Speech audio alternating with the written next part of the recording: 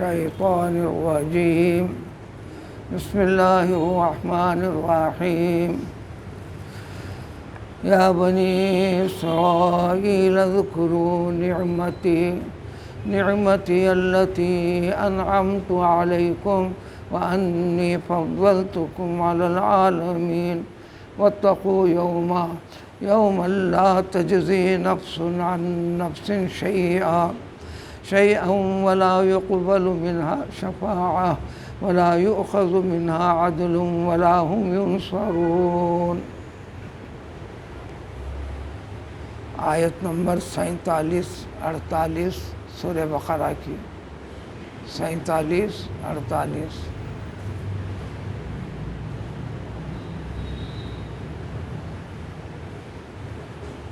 ذکر ہے اے اسرائیل کی اولاد و نسل،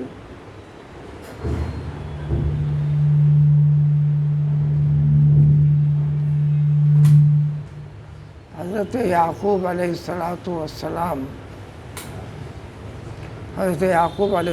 السلام کا نام ہے اسرائیل، یا یوں کہو اسرائیل، نام میں تبدیلی نہیں ہے، زبان کے اعتبار سے تلفظ اسرائیل۔ اردو داں اور عرب طبقہ حمزہ کے زیر کے ساتھ پڑھتے ہیں اسرائیل، اسرائیل۔ حضرت یعقوب لقب ہے، نام ہے آپ کا اسرائیل، عربی لفظ نہیں ہے، ہبرو عبرانی زبان کا لفظ ہے۔ اللہ تعالیٰ نے اپنی مقدس کتاب بنی اسرائیل کے اوپر جو نازل فرمائی ہے وہ تورات ہے۔ تورات پڑھیے آپ یا توریت پڑھیے، ایک ہی بات ہے۔ آج بھی جو ملک بھی جو اسلام سے مشہور و معروف ہے، فلسطین اور اس کے حدود کو جو اپنے قبضے میں لے رکھا ہے، اس کا نام ہی رکھا گیا اسرائیل۔ ساری قوم یہودی ہے، یعنی نسل حضرت یعقوب علیہ السلام۔ حضرت یعقوب علیہ السلام کے جو 12 فرزند ہیں، ان فرزندوں سے جو نسل پھیلی ہے، جو انسان ہیں، وہ جس کو آج ہم یہودی کہتے ہیں، حتیٰ کہ عیسیٰ علیہ السلام بھی جس قوم کے لیے پیغمبر بنا کر بھیجے گئے وہ یہودیوں کے لیے تھے، بنی اسرائیل کے لیے تھے۔ اس کی تفسیر بعد میں آئے گی انشاءاللہ۔ بنی اسرائیل کے متعلق تفسیر دوسری مرتبہ یہ آیت آئی ہے ان الفاظ کے ساتھ۔ اس آیت میں تھوڑا سا فرق ہے، لیکن دونوں آیتوں کا خطاب وہاں بھی تھا، یا بنی اسرائیل اذکروا نعمتی التی انعمت علیکم۔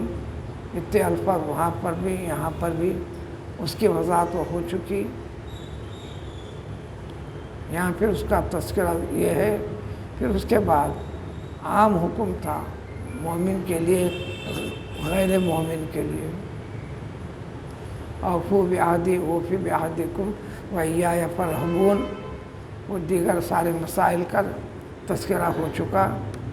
آج کی اس آیت میں اللہ تعالیٰ انسانوں پر جو فضل و کرم کیے ہیں، کرتے رہے ہیں، کر رہے ہیں، اس فضل و کرم کو یاد رکھو۔ اس فضل و کرم کا تقاضا اے میرے بندو تم پر کیا بنتا ہے؟ کیا ایک طرف سے انعام ہونا؟ تم صرف میٹھے کھاتے رہو گے، مٹھائی ہوتے چلنا، میٹھا ہے تو ہپ ہپ، کڑوا ہے تو تھو تھو۔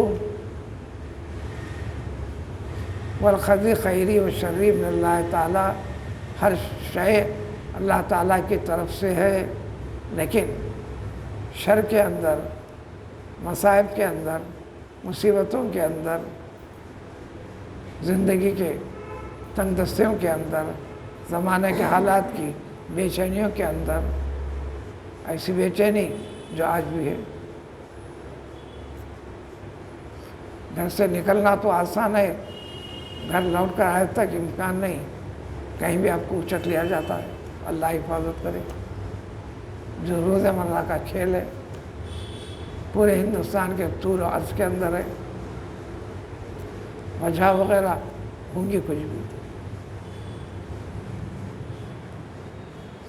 پھر بھی اللہ تبارک تعالیٰ محفوظ رکھا نا، محفوظ رہنے کے طریقے بتایا نا، اس کی نعمتوں کی قدردانی کرنے کا حکم ہے نا، تو لہٰذا اس کے ترجمے کی تو اب ضرورت نہیں رہی انعمت علیکم تک۔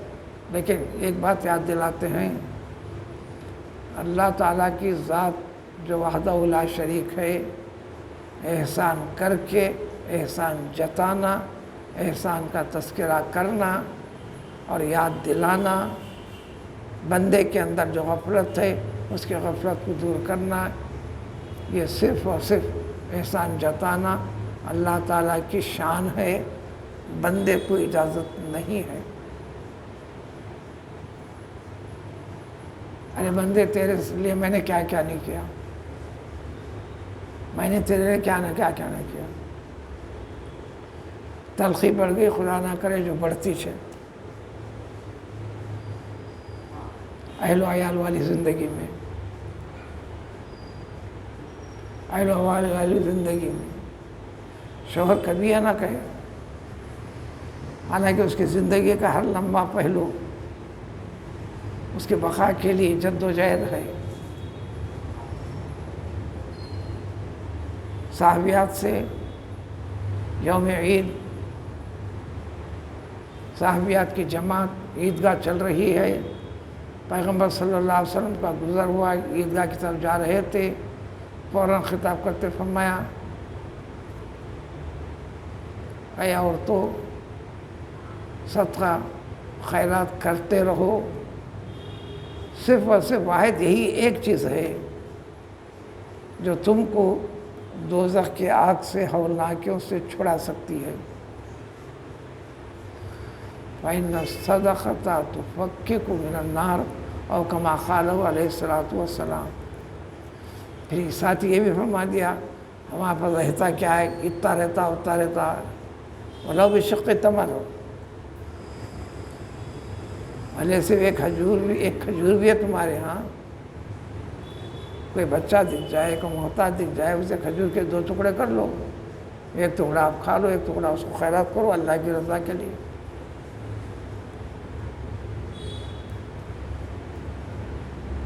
پھر اس میں وضاحت کرے فرمایا، میں نے دیکھا قیامت کے دن دوزخ میں سب سے زیادہ عورتیں رہا کریں گی۔ صحابیات سے خطاب کر رہے ہیں آپ، صحابیات میں کسی نے فوراً پوچھ لیا، آخر ہم نے ایسا کیا کیا جو ہم زیادہ دوزخ میں رہیں گے؟ آپ صلی اللہ علیہ وسلم نے فرمایا، زندگی پر احسان مہربانی، تمہارے غم کی، درد کی، فکر کی، ہر چیز کی فکر کرتا ہے تمہارا شوہر، سب استفادہ کرتے ہوئے زندگی کے کسی ایک موڑ میں فوراً یہ کہہ دیتی ہو، آخر تم نے ہمارے ساتھ کیا ہی کیا؟ ساری زندگی کے کیے کرائے کے پر پانی پھیرتے ہوئے ناشکری کا اظہار کرتی ہو، بس یہ وجہ تمہارے دوزخ میں جانے کی بنتی ہے۔ یہ موضوع بڑا طویل تفصیل ہے۔ الغرض یہاں خطاب کیے، اے بنی اسرائیل، اے یہودیوں، جب خطاب ہو رہا تھا اور آج بھی تلاوت ہے، جب جب زمانہ بڑھتے جائے گا تلاوت ہے، مراد ہوں گے اس زمانے کے پہلے مرحلے میں، خاص طور پر جو سب سے زیادہ دشمن بنے بیٹھے ہیں جان کے، مال کے، مسلمانوں کے وجود کے، یہودی۔ قرآن نازل ہوا تھا اس وقت بھی وہی تھے، مدینے کے اندر قبیلے بنو نذیر، قبیلے بنو قریظہ وغیرہ. تم تو اللہ تعالیٰ کی کتاب سے جانتے ہو، تمہارے پاس کتاب ہے فلاں فلاں فلاں. کتنے مرحلے گزرے اس سے پہلے تمہارے لیے. دنیا کی ایسی قومیں حسد اور نفرت کرتے ہوئے تمہارے وجود کو ختم کرنا مٹانا چاہیں، لیکن اللہ تعالیٰ نے، تم اولاد انبیاء ہو، اولاد انبیاء ہو. اللہ کی مقدس کتاب اللہ نے فضل و کرم کرتے ہوئے دنیا میں طبعی تقاضوں کے لحاظ سے جو مصائب آئے تھے ان تمام میں تمہاری مدد کی، ظالموں سے بچایا، تمہاری نسل کو پورا ختم ہونے نہیں دیا. آنے والے پیغمبر کا تذکرہ کیا جاتا رہا، تورات میں ہے تم چھپاتے ہو، غلط تعلیم و تربیت دیا کرتے ہو زمانے کے لوگوں کو. جب وہ آخر زمان پیغمبر آ گئے، انکار، کسی نے یہ کہہ دیا انکار کرتے ہوئے ہمارے پیغمبر نے، کسی نے کہہ دیا ہمارے پیغمبر موسیٰ علیہ السلام کی شریعت ابھی ختم نہیں ہوئی.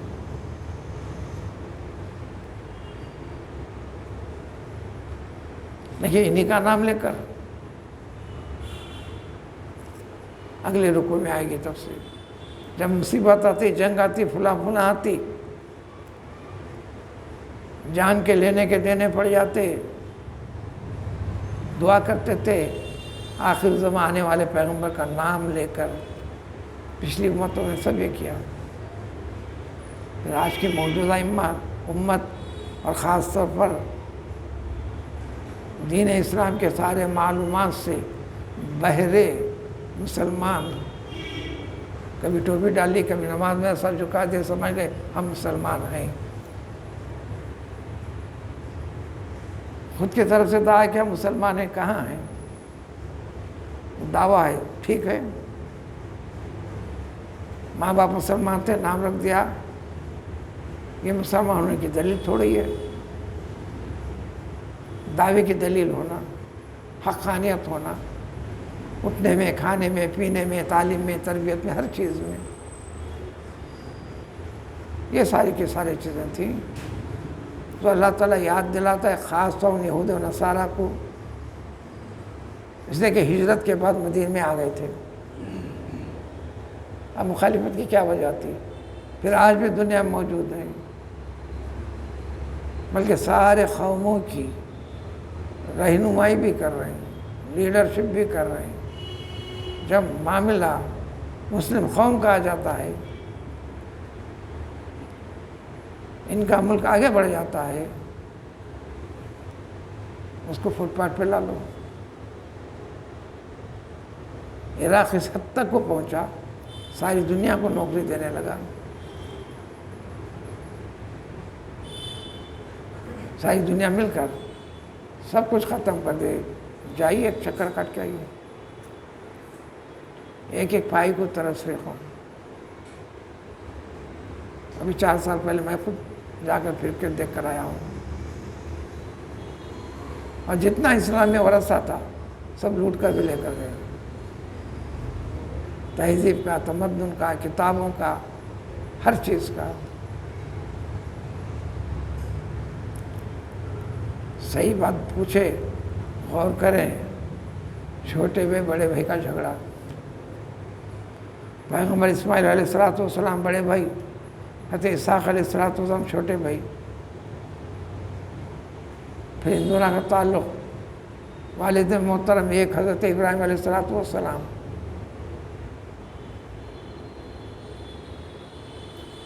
بس ایک ہی چیز ہے.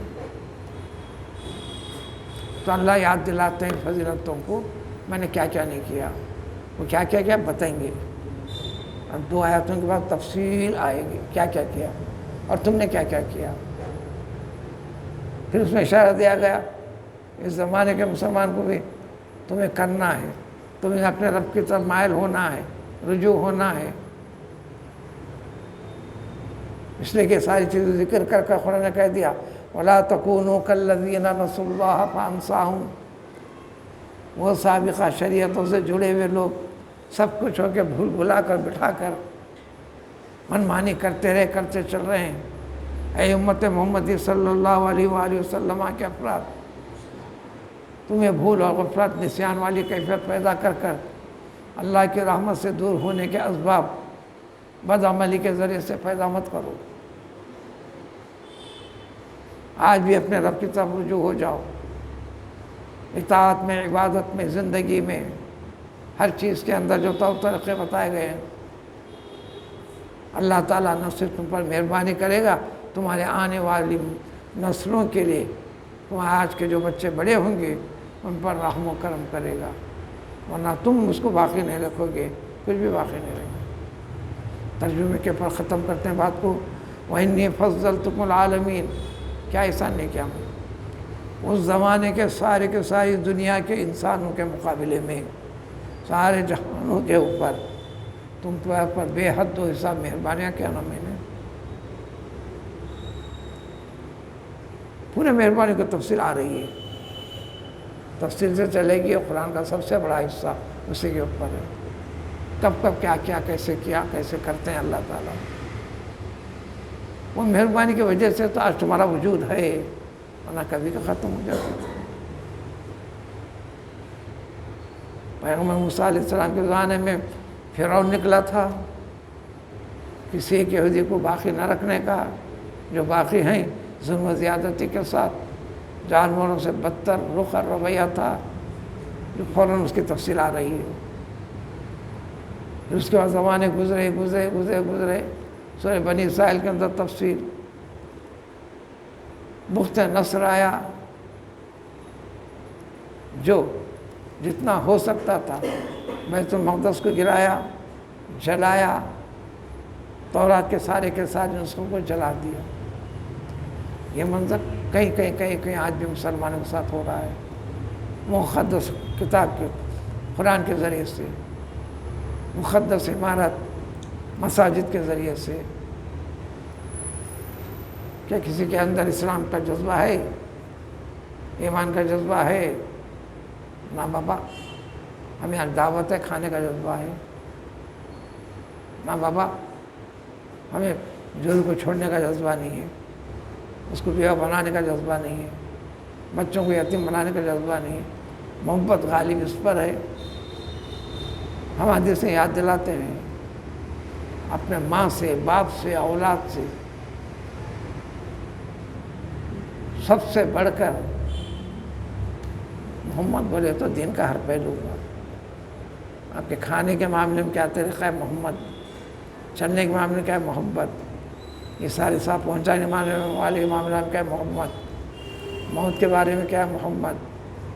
چل رہے ہیں محمد، شادی کر رہے ہیں محمد، بیماری سے اچھے ہو رہے ہیں محمد، دفن ہو رہے ہیں محمد۔ محمد کا مطلب کیا سمجھے آپ؟ اس لیے اللہ تعالیٰ نے فرما دیا، میں جو بندے سے جو تقاضا کرتا ہوں، وَمَا خَلَقْتُ الْجِنَّ وَالْإِنسَ إِلَّا لِيَعْبُدُونِ، میں نے ہر چیز میں آئے محمد۔ خود پیغمبر صلی اللہ علیہ وسلم نے دریافت کیا تھا، آپ نے حضرت عیسیٰ کو اس سے نواز دیا، لقب دیا روح اللہ، کلیمت اللہ۔ حضرت موسیٰ کو کلیم اللہ بنا دیا، حضرت نوح کو نجیب اللہ بنا دیا، حضرت آدم کو صفی اللہ بنا دیا۔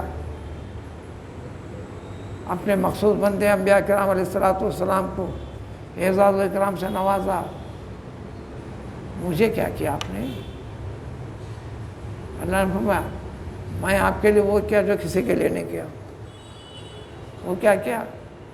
میں ہر معاملے میں، ہر اطاعت میں، ہر عبادت میں، ہر نماز میں، ہر ذکر میں، زندگی کے ہر شعبے میں، وَلَكُمْ فِي رَسُولِ اللَّهِ قُدْوَةٌ حَسَنَةٌ۔ میرے ذکر کے ساتھ آپ کے ذکر کو، میرے نام کے ساتھ آپ کے نام کو بندہ میرے سے مانگ رہا تو آپ کے واسطے کے بغیر نہیں، بندہ اپنی تعریف ختم کر رہا تو آپ کے واسطے کے ذریعے سے نہیں۔ کوئی ایک چیز کو، کائنات کی چیز کو الگ نہیں کیا میں نے، کائنات کے کسی بھی چیز سے میں جدا نہیں ہوں، میں نے آپ کو اپنے ساتھ جوڑ لیا۔ لیکن ہمارا جوڑ یہ رابطہ یہ ہے، آپ کے ماننے والوں کو کنتم خیر امۃ اخرجت للناس تفصیل آنے والی ہے۔ سن کر موسیٰ علیہ السلام نے کہا مجھے نبوت کے زمرے سے ہٹا دے، امت محمد صلی اللہ علیہ وسلم کے فتح کے زمرے میں شامل کر، دعا فرمائی۔ اللہ نے فرمایا بس صرف اکتفا کرو، تمہیں کلیم اللہ بنا دیا۔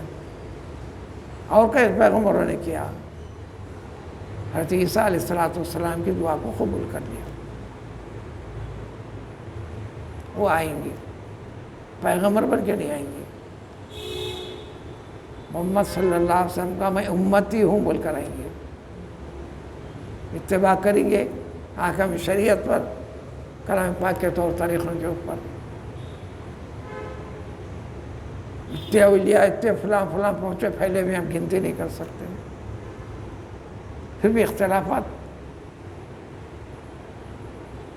کی پرورش کرتے چل رہے ہیں۔ جتنے اختلاف ہوتے علماء کا کام ہے، مقرر کا کام، کسی اور کا نہیں، اہل اللہ کا نہیں، اہل اللہ کا نہیں۔ تو کیا کہنا کہ خامی ہے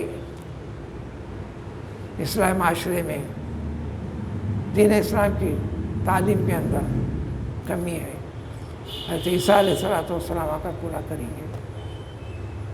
کتنا پورا کریں گے؟ آپ کو ڈھونڈنے پر غیر مسلم نظر نہیں آئیں گے پوری دنیا میں، طول و عرض میں۔ جب سب اطاعت میں ہو جائیں گے، پھر ضرر والی چیزیں ختم ہوں گے۔ ہمارے رسول اللہ صلی اللہ علیہ وسلم نے بڑے بڑے خطرناک زہریلے اور زہر سانپوں کے ساتھ بھی چھوٹے چھوٹے بچے ایسا کھیلیں گے جیسا چھوٹے چھوٹے گولیاں لے کر کھیلتے ہیں، کچھ نہیں۔ بھیڑیے بکروں کے درمیان میں آئیں گے، کبھی شرارت کرتے ہوئے کسی بھیڑے کے اوپر حملہ نہیں کریں گے۔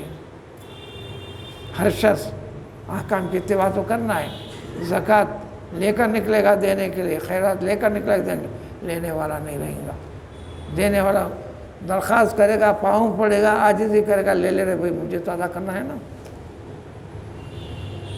کہیں سے جواب ملے گا، 1-2 گھنٹے پہلے آ کر دیتے تو کیا ہے کہ سوچتا تھا، لیتا تھا، کر کے بھی نہیں بولوں گا۔ یہ تبدیلی کیوں آ رہی ہے؟ صحیح طریقے سے مسلمانی کیفیت سمجھ کر اسلامیت میں ہر چیز آ جائے، اصلی فطرت کے پر ساری چیزیں آئیں گے، 40 سال کے بعد پھر ختم ہو جائے گا۔ پھر جو تبدیلی آئیں گی، پھر حقیقی قلب سے اللہ کا نام لینے والا ایک بندہ بھی نہیں ہوگا، قیامت قائم ہوگی۔ الغرض تو اللہ نے فرمایا میں نے تم تمام پر یہود و آج کے زمانے کے بھی اب اس ضمن میں اے مسلمانوں تمہارے پر کیا 313 مل کر مسلمانوں کو باقی رکھ کر، ہزاروں کی تعداد کے لوگوں کو ختم کر کر مسلمانوں کا وجود کیا رہ سکتا تھا؟